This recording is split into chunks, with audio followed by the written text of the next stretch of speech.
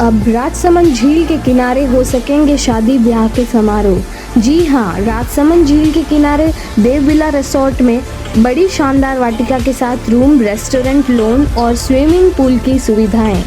साथ ही राजसमंद झील के किनारे कर सकते हैं हॉर्स राइडिंग या ईटीवी ऑफ राइडिंग भी। तो देर किस बात की, आज ही पधारे Dev villa resort and wedding venue.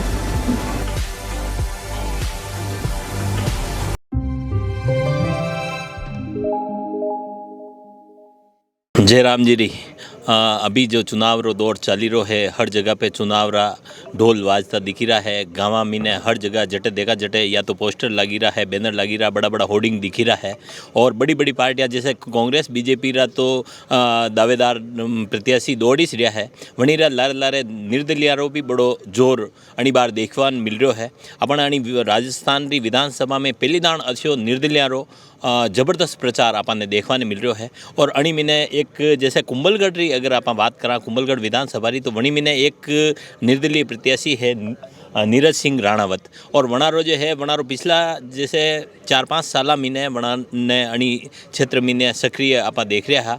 वे अलग अलग जनसेवा रा कामाऊ लोगों रो ध्यान आकर्षित कर रहा है, लोगों की सेवा कर रहा है, विभिन्न माध्यमों वे काम कर रहा है। और अणी बार वणारो जो लगभग भाजपा टिकट फाइनल हो लगी रो हो कि भाई यार ये भाजपा टिकट लेगा, और टिकट वणारो निव्यो तो वरना बाद में वे निर्दलीय प्रत्याशी रूप में है।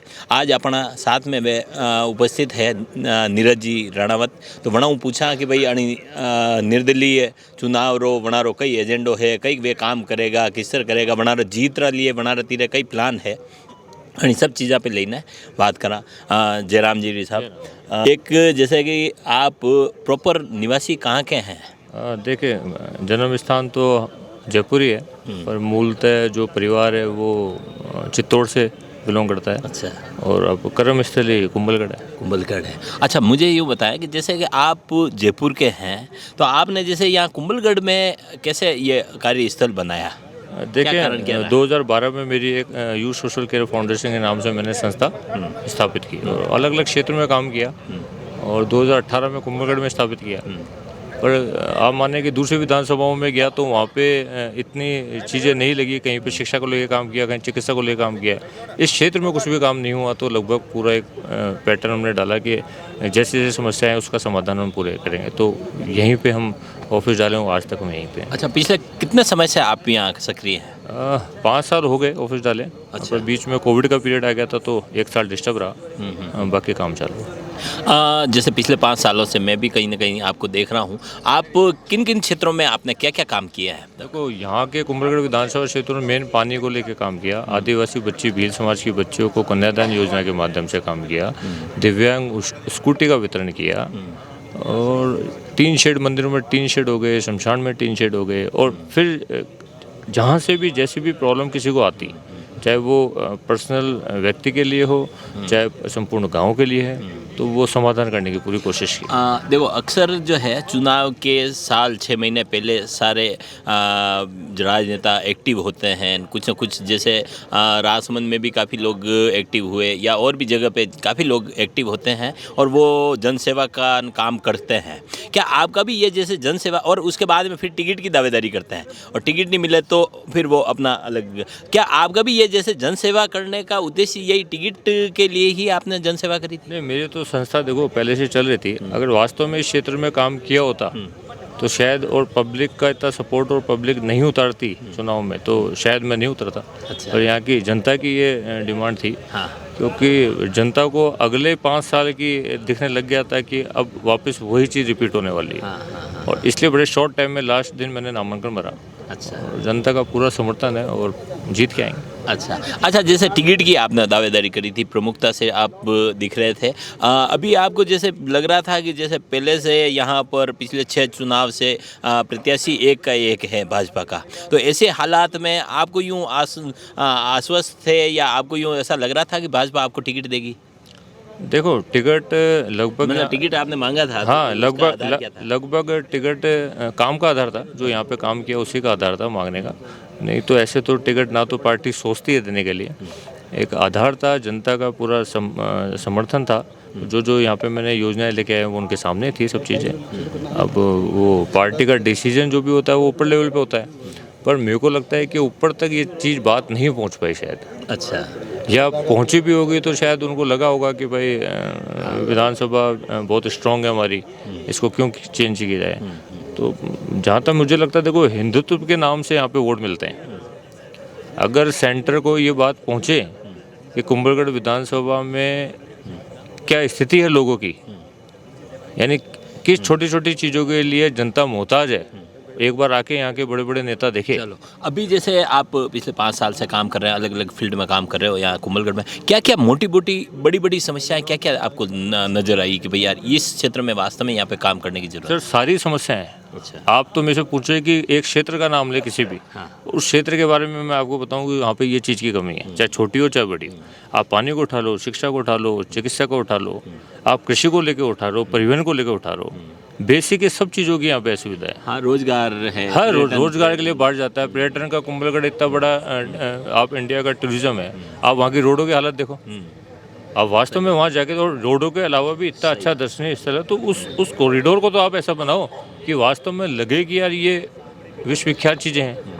वो तो आपने भगवानपुर से छोड़ी हुई है। अभी तक जैसे आपको क्या लगता है पिछले जैसे 10-15 सालों में यहाँ पर भाजपा रही है और काफ़ी दूसरे नेता भी रहे हैं, क्या क्या काम हुआ है यहाँ पे? काम हुए नहीं ना सर, बिल्कुल कुछ आप देखो, आप आज की डेट में मेरे से पूछोगे तो और कहीं ना कहीं पार्टियों को लगेगा कि भाई मैं चुनावी समर में कूदा हूँ इसलिए मैं उनकी बुराई कर रहा हूँ। आप जनता के बीच में जाओ, मैं तो बोल रहा हूँ कि भाई आज मैं जनता के बीच में जा रहा हूँ तो 4-5 साल जो मैंने अपना काम किया उसका मैनिफेस्टो लेके जा रहा हूँ, ये मैंने काम किया।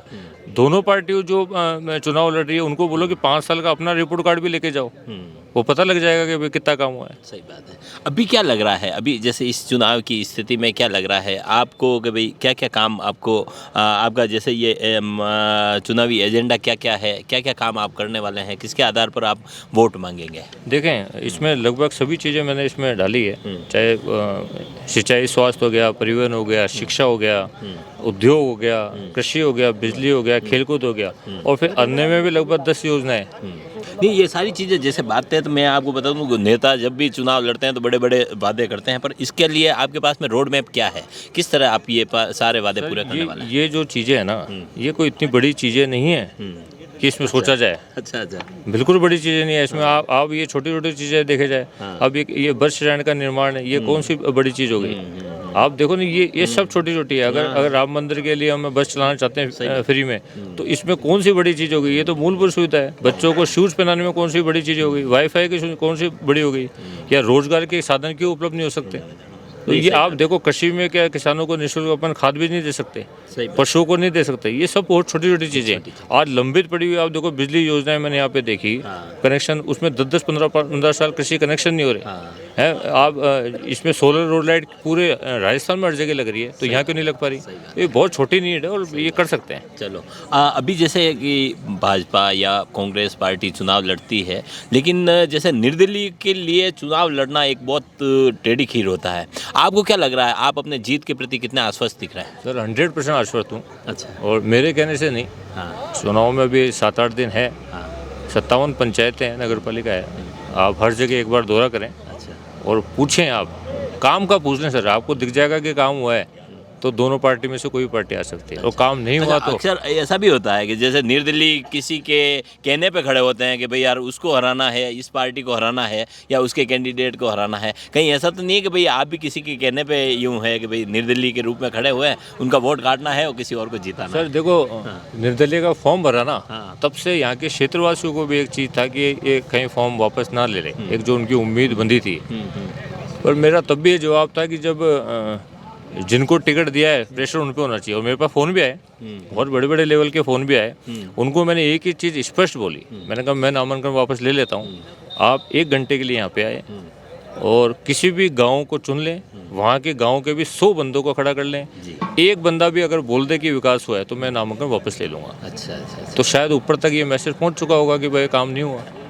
अभी हमारे चैनल के माध्यम से आप आम जनता को क्या कहना चाहेंगे? मैं यही बोलना चाह रहा हूँ कि ये जो चुनाव मैं लड़ रहा हूँ, ये आप लोगों के लिए लड़ रहा हूँ। इसमें आँख, नाक, कान सब, पूरा चेहरा आप लोग हो, और इस क्षेत्र का अपन को विकास करना है, उस ऊंचाई भी यानी 200 विधानसभा में अगर अपन को 1 नंबर पे लेके आना है तो आप सभी को सम्मिलित होकर एकजुटता के साथ मेरे साथ देना पड़ेगा, क्योंकि ये सब सारे काम मैं आप ही के लिए कर रहा हूँ। ठीक बात है, बहुत बहुत धन्यवाद। तो क्या कुछ जनता के बीच में आप मुद्दे लेके जा रहे हैं? अभी आपने बताया था कि 30 साल के जो काम बाकी थे, जो पेंडिंग चल रहे थे, उनको आप 30 महीने में आप कंप्लीट करेंगे। किस तरीके से ये चुनौती भी रहेगी आपके लिए और किस तरीके से आप ये कार्ययोजना बनाइए आप कर सकें? देखिए, चुनौती नहीं है, चुनौती तब होती है जब मैं इस क्षेत्र में नया कूदा होता या मैंने इस क्षेत्र को नहीं देखा होता और यहाँ की वास्तविक परिस्थिति से मैं अभिभूत नहीं हुआ होता कि भाई मुझे पता नहीं होता कि इस क्षेत्र में क्या चीज़ों की ज़रूरत है जनता को। और ये वही चीज़ें लेके आया हूँ, बहुत छोटी छोटी चीज़ें हैं, कई चीज़ें बड़ी हैं, कई चीज़ें छोटी चीज़ें हैं जो विगत 30 सालों में जनता तक पहुँचनी चाहिए थी। छोटी छोटी चीज़ें मैं बताता हूँ, जैसे अगर अपन आमेर, सरदारगढ़, गोमती, चारभुजा और केलवाड़ा में अगर यात्री आते हैं तो ई रिक्शा की एक सुविधा मैंने फ्री में इसमें दी है कि 5-5, 6 ई रिक्शा हम लगाएंगे। इसमें सराउंडिंग 1-2 किलोमीटर तक पब्लिक वहाँ पे फ्री आ जा सकती है उसमें बैठ के। तो ये बहुत छोटी नीड है। अगर स्कूल में 8वीं क्लास तक के बच्चों को जूते मिले, नंगे पाँव यहाँ के बच्चे भील समुदाय के और गरीब परिवार के बच्चे अब इस ठंड में भी नंगे पाँव घूमते हैं, तो उनको अगर जूते की सुविधा पहनाने की सुविधा मिले तो ये बहुत छोटी सुविधा है जो बहुत 30 साल 35 साल पहले मिलनी चाहिए थी, जो आज तक इस क्षेत्र में वंचित है। पंचायत खेल के मैदान पे लेके तो हर पंचायत में एक खेल ग्राउंड होना चाहिए। कृषि को लेके माने तो कृषि में अपन को खाद बीज की सुविधा फ्री में होनी चाहिए। पशुओं के लिए चिकित्सकों की सुविधा फ्री होनी चाहिए, उनके लिए बाड़ा उनका अलग से बनना चाहिए। तो ये बहुत छोटी छोटी चीज़ों की सुविधाएँ हैं। लगभग आप मानो 25 से 30 हज़ार यहाँ के युवा बाहर काम करते हैं, तो 1 महीने में उनके लिए बस की निःशुल्क व्यवस्था कराना कि यहाँ से आना जाना महीने के एंड में अगर उनके लिए बस फ्री हो जाए तो जो बच्चे 10-10, 15-15 हज़ार रुपये कमाते हैं उनका कम से कम 1-1.5 हज़ार रुपये बच सकता है और वो हर महीने अपने घर परिवार वालों से मिल सकते हैं। तो ये एक बेसिक नीड है जो हमें देनी चाहिए थी, जो आज तक नहीं मिल पाए। कॉलेज नहीं है यहाँ पे, कॉलेज में विज्ञान का संकाय नहीं है यहाँ पे। तो ये चीज़ें आपको मेरे को भी हैरानी करती है कि पूरे ज़िले में एक नाथद्वारा में यहाँ से बच्चे पढ़ने जाते हैं विज्ञान अगर लेना हो तो है। बच्चियों के लिए कोचिंग क्लास की सुविधा फ्री नहीं है। तो ऐसे बहुत चीज़ें मैंने हर क्षेत्र में लिखी है। एक प्रमुख मैंने लिखा है, ये हिंदू सनातन धर्म से इस क्षेत्र का बड़ा जुड़ा हुआ है। राम मंदिर का निर्माण पूर्ण होने वाला है, तो यहाँ के क्षेत्रवासियों के लिए महीने में एक मैं बस चलाऊँगा जो यहाँ से राम मंदिर के लिए उनको लेके जाएगी, उनको दर्शन फ्री में करा के लेके आए। ये क्षेत्रवासियों के लिए मैंने अग्रिम 1 नंबर की मेरी ये घोषणा है। और आप पढ़ेंगे संकल्प पत्र को, इसमें मैंने चिकित्सा, शिक्षा, परिवहन हर क्षेत्र में मैंने एक अलग अलग योजना है और यहीं पे मैंने ये चीज़ें देखी है, लोगों से सुनी है और तब मैंने संकल्प पत्र बनाया है। इसके अलावा एक प्रमुख मांग यहाँ की रही है बेड़सकर नाका, जो लंबित मांग है। हाँ, मैंने इसमें डाला है। देखो आप इसमें देख सकते हो, पानी में बेड़सकर नाका हो गया, जोक नाका हो गया, इन तीनों 4 नाकों को मैंने डाला है। और ये कोई बड़ी चीज़ें नहीं है जो नहीं हो पाई। इसके लिए देखो, इसके लिए जपड़ू के चक्कर काटने पड़ते हैं। इसके लिए ये नहीं बोलना होता कि कांग्रेस की सरकार है या बीजेपी की सरकार है। अगर आप यहाँ के जनप्रतिनिधि हो और 3 से 4 लाख की पब्लिक के जनप्रतिनिधि हो, एक परिवार के मुखिया हो, तो 3 लाख पब्लिक आपके साथ है। आप 3 लाख पब्लिक को लेके जयपुर में धरना दे सकते हो और इस मांग को पूरी कर सकते हो, क्योंकि हम पानी मांग रहे हैं और कुछ नहीं मांग रहे हैं। और इस पानी की मांग को अगर आप 10 बंदों को ले जाके भी नहीं करा पाए तो मेरे ख्याल से ऐसे जनप्रतिनिधियों को स्वयं ही सीट छोड़ देनी चाहिए।